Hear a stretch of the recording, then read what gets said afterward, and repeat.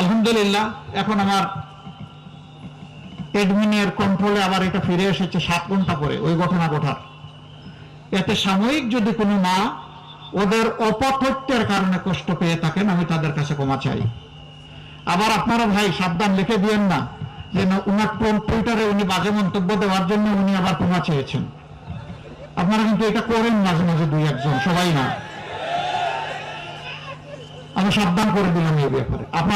আমার বক্তব্য পছন্দ না হয় সবকিছু আপনার পায়ের তলে ফেলে দিয়েন, কিন্তু আমার বক্তব্য আপনার মতো করে দিবেন না কেউ। আমার বক্তব্যটা আমার মতো করে দিবেন, যেমনটা আমি বলেছি। আমি প্রায় জায়গায় দুঃখের সাথে দেখি 2-1টা মিডিয়া এটা টুইস্ট করে, বাকিরা এটা নিয়ে কাড়াকাড়ি করে ঝাঁপাইয়ে পড়ে। আরে ভাই, আপনারা তো জাতির বিবেক রে ভাই। আর মিডিয়া হচ্ছে জাতির আয়না বা দর্পণ। জাতিটাকে বাঁচান ভাই, অনেক হয়েছে। আসুন এবার সবাই মিলে দেশটাকে ইতিবাচক ধারার রাজনীতির দিকে নিয়ে যায়।